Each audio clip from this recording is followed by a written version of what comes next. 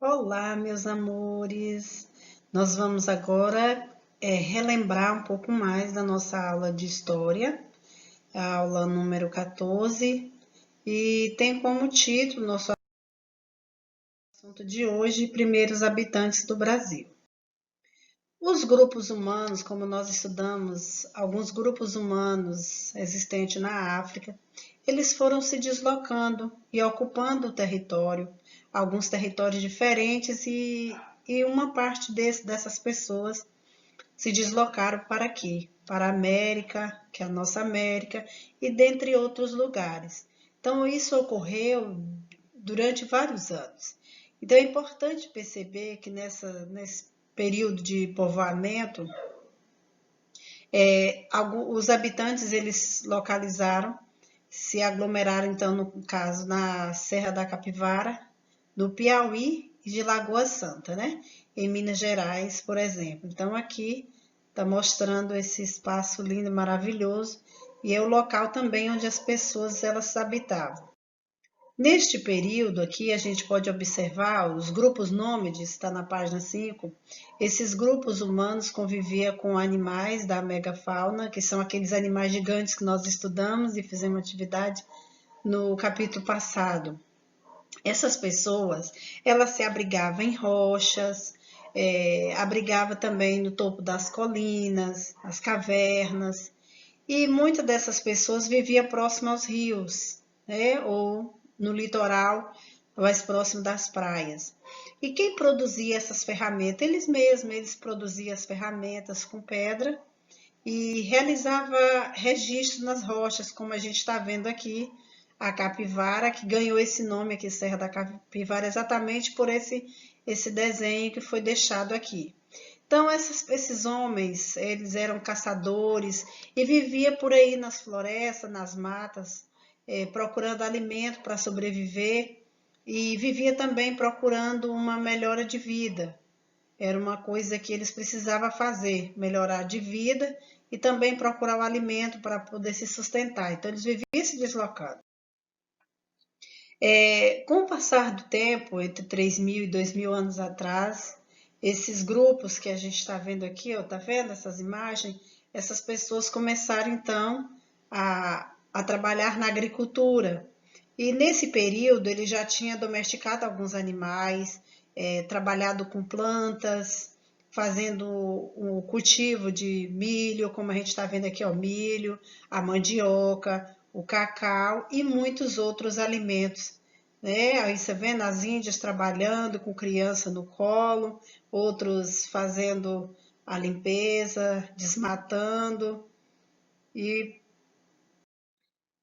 e logo em seguida podemos ver também alguns objetos que os grupos antigos eles costumavam fazer.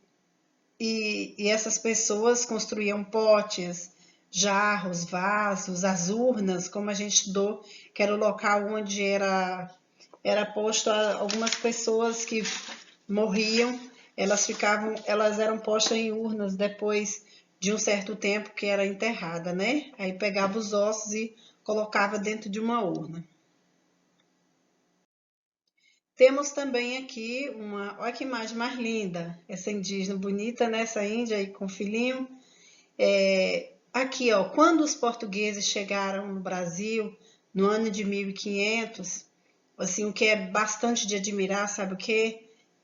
Que nós vimos aqui, ó, tá vendo? Entre 2 milhões, aqui, ó, 2 milhões e 4 milhões de habitantes já estavam aqui no Brasil, que eram os tupinambás e os guaranis, dentre os indígenas que se encontravam aqui. E havia ainda muitos outros povos, como os Tremembé, os Potiguar, os Bororo e os Caeté. Então, esses eram alguns grupos indígenas que moravam por aqui no Brasil, nesse período. Aqui mostra um pouco mais o modo de vida que a maior parte dessas pessoas, desses indígenas, eles viviam da agricultura, vivia também da caça, da pesca, domesticando animais, domesticando plantas, aquelas plantas consideradas selvagens, como nós vimos até a mandioca brava, né? E eles produziam suas ferramentas, como nós falamos há pouco, como estudamos também, e produzia o arco e a flecha, que era a ferramenta que eles usavam para poder trabalhar, mexia com a cuia, tá vendo aqui as cuias que nós comentamos, as canoas, alguns machados e outros utensílios. Construía também suas moradias, sabia tecer, produzia objetos de cerâmica, isso já foi bem mais adiante, né, da história. Utilizava peles e penas de animais, especialmente para a realização e cerimônias, e desenvolveram técnicas aprimoradas de pintura corporal. Como a gente vê aqui, ó, uma pintura mais linda do que a outra, os cocás que estão nas cabeças, né, os colares aqui no pescoço. Então, eram os adereços que eles usavam para mostrar a cultura que eles tinham, para mostrar também, para fazer também as danças, as cerimônias. Então, praticava os rituais, e dentro desses rituais tinham essas apresentações deles, e eles se vestiam muito bem, se preparavam para aquele momento, né? Era o período de festa para os indígenas.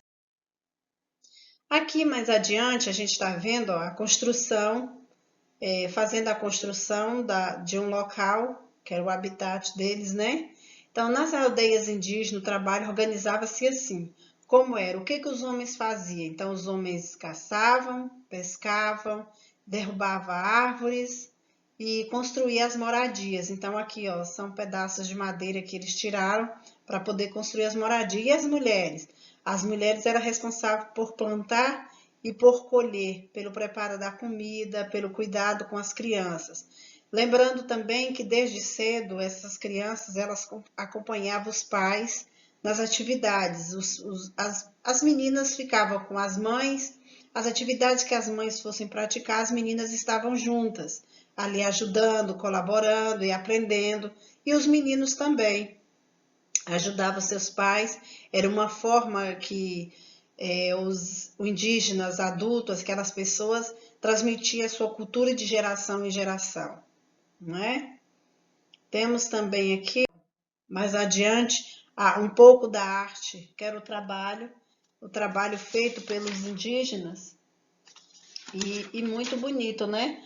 Além disso aqui, desses objetos que nós estamos vendo, eles confeccionavam objetos com ossos, com dentes de animais, e ficava bonito, confeccionava colares, como nós temos também no livro, na página 11. Temos uns desenhos muito bonitos. Então, aqui tem até uma parte que eu gostaria de ler.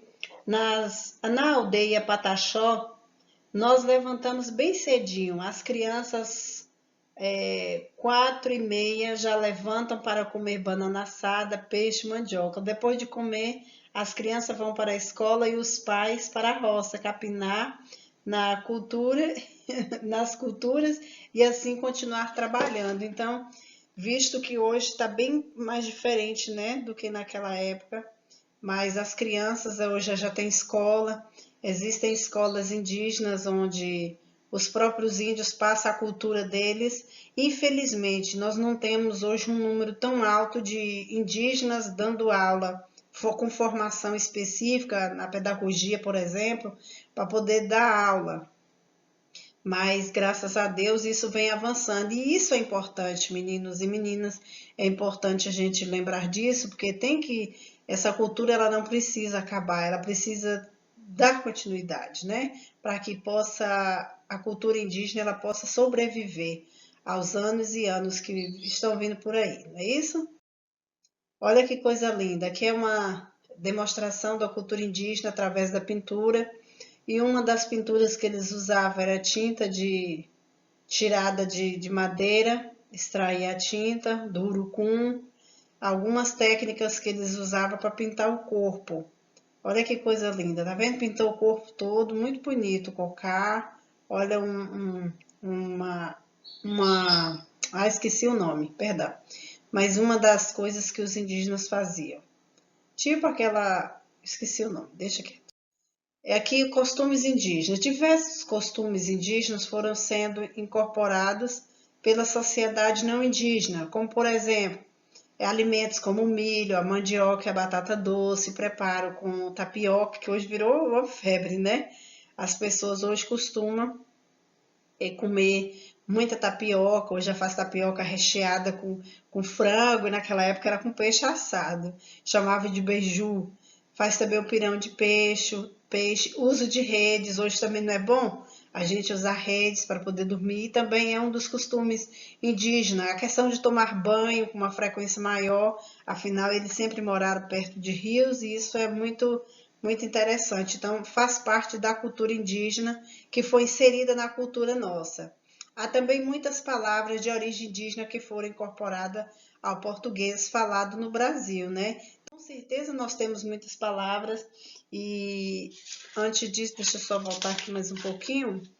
Eu gostaria até de lembrar, temos aqui a palavra capim, que é do Tupi-Guarani, caá, que é folha. Curitiba, do Tupi-Guarani, curi, quer dizer peão ou lugar. Jacaré, o que olha de banda. Maracanã, vem também do Tupi-Guarani, quer dizer papagaio juntos. Imagina aí o Maracanã, né? Agora, temos também mingau, que é feito de papas. Perereca, no Tupi-Guarani, que é andar às tontas. E pipoca, que quer dizer rebentar, a pele rebentada, não é? A pipoca é assim, né? Estoura. E urubu, que quer dizer negro. Então, aqui são algumas palavras do Tupi-Guarani. Agora, o que nós temos para hoje? Nós vamos, após assistir o slide, gostaria que vocês reforçassem a leitura da página 8 a 13. Depois que vocês terminarem a página 8 e a 13, temos a atividade da página 14 e na página 15. Viu, os meninos? Página 14 e 15. São dois textos. O primeiro falando do tupi e o outro texto falando sobre mitos e histórias. Aí vocês vão ler esses dois textos para poder responder aqui, na página 14 e 15. E qual é a tarefa de casa? A tarefa de casa é fazer história, página 16 e 17, que são atividades relacionadas ao capítulo todo, está contido aqui na página 16